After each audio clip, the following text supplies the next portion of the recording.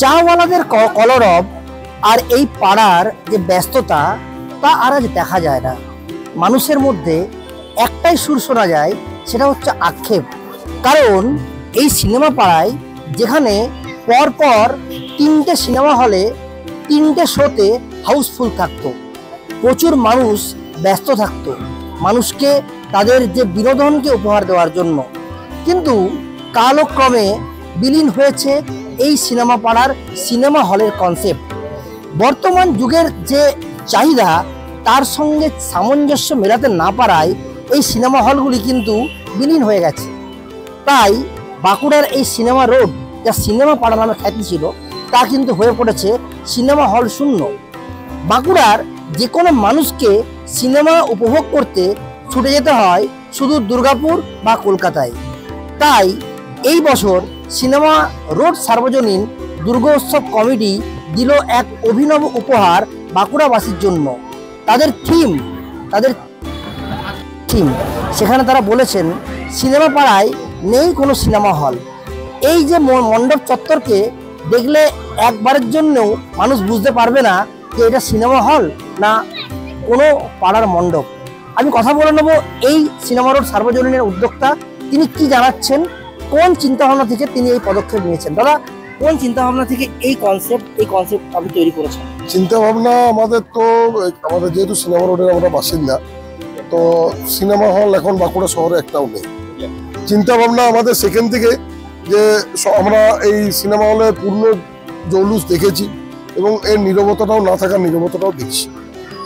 একটা ভারাক্রান্ত মন আমাদের সিনেমা রোড বাসিন্দার সাথে সাথে বাঁকুড়া শহরের সবাইকারই ছিল। সেই ভারাক্রান্ত মন নিয়ে আমরা একটা থিমের কথা ভেবেছিলাম এবং যাকে এত সুন্দর রূপ দিয়েছে আমাদের শিল্পী কুমারেশ দাস, যে চিন্তাভাবনাটা ওর সামনে বলা এবং সেইভাবে এত সুন্দরভাবে সেটা নামিয়েছে। এবং দুঃখের কথা এবং যে আমাদের বাঁকুড়া এক সময় 5-5টা সিনেমা হল ছিল, আজকে আমাদেরকে সিনেমা দেখতে গেলে দুর্গাপুর ছুটে যেতে হয়। তো এটা আমাদের কাছে একটা আক্ষেপ। সেই আক্ষেপ থেকে আমাদের এই থিমের রচনা এবং রচনার মাধ্যমে আমরা বাঁকুড়া প্রশাসনকে এবং ব্যবসায়ীদেরকে আমরা অনুরোধ করব যাতে বাঁকুড়া শহরকে একটা মাল্টিপ্লেক্স তারা উপহার দেন এবং বাঁকুড়া শহরের মানুষ আবার সিনেমা দেখার যে আনন্দ, জৌলুস, সেটা ফিরে পান। কোথাও কি এই থিমের মধ্যে আপনাদের যে একটা আক্ষেপ সেটা লুকিয়ে রয়েছে? 100 বার আমি প্রথমেই বললাম যে আমাদের আক্ষেপের থেকেই তো এই থিমের রচনা। আমাদের আক্ষেপ, বাঁকুড়া শহরের মানুষের আক্ষেপের থেকেই তো এই থিমের রচনা, যে আমাদেরকে আজকে আমাদের দীর্ঘ 16-17 বছর সিনেমা দেখার বাঁকুড়াতে আমাদের কোনো অবকাশ নেই, আমাদেরকে দুর্গাপুর ছুটে যেতে হয়। এই আক্ষেপ থেকেই তো আমাদের থিমের রচনা। মোট কত টাকা বাজেট? 18 লক্ষ। কি মনে হচ্ছে কত মানুষের সমাগম ঘটবে? ভিড় দেখে আপনার কি মনে হচ্ছে? পঞ্চমীর ভিড় দেখে সমাগম কেমন হতে পারে? আমাদেরও বিশ্বাস যে আগামী দিনে ভিড় আরো বাড়বে, মানুষের সমাগম আরো বাড়বে, মানুষ আরো পছন্দ করবে আমাদের প্যান্ডেলটাকে। আমরা এবার কথা বলে নেব এই সিনেমা পাড়া যে কনসেপ্টের যিনি মূল কারিগর কুমারেশ দাস সাথে। কুমারেশ দা, কিভাবে এই শিল্প সত্তাকে তুমি ফুটিয়ে তুলে দেওয়া? আমি কমিটির কাছ থেকে যখন প্রস্তাবটি পাই, আমিও যেহেতু বাঁকুড়ার ছেলে, তাই সিনেমা হল বন্ধ হয়ে যাওয়া বা যে সময় সিনেমা হল চলেছে সেই বিষয়গুলো আমিও জানি। আমরা যখন কলেজে পড়েছি বা তার পরবর্তী ক্ষেত্রে আমরাও সিনেমা দেখেছি, তো আমিও ব্যক্তিগতভাবে খুব বিষয়টাতে উৎসাহী হই।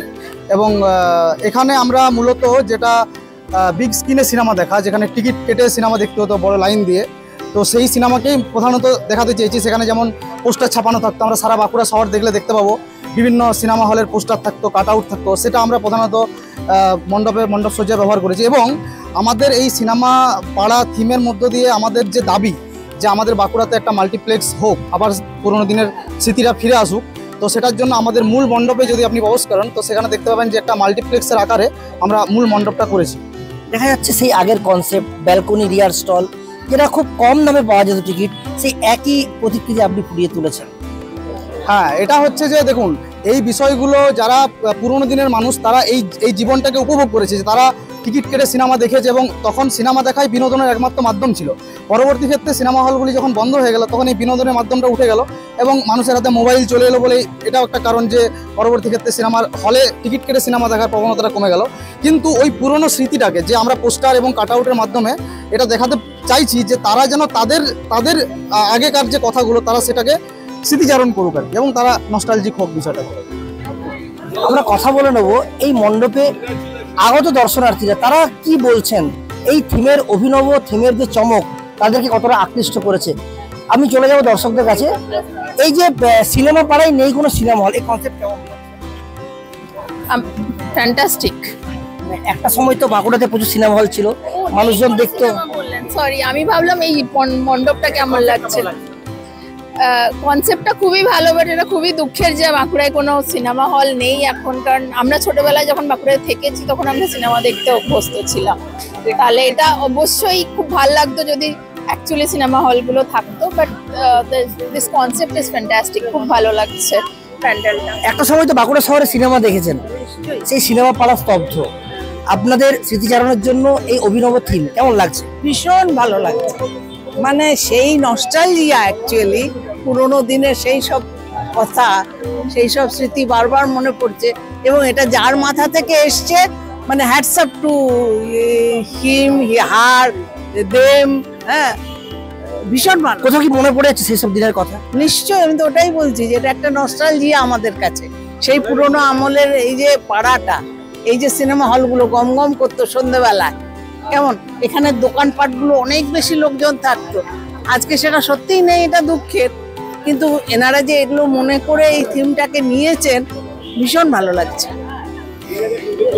সিনেমা পাড়া বর্তমানে কার্যত দেখতে গেলে শ্মশানের স্তব্ধতা, কিন্তু এই দুর্গোৎসবে সিনেমা পাড়ার যে ছোঁয়া, এই ছোঁয়ায় কিন্তু রীতিমতন মন কেড়েছে সারা বাঁকুড়াবাসী।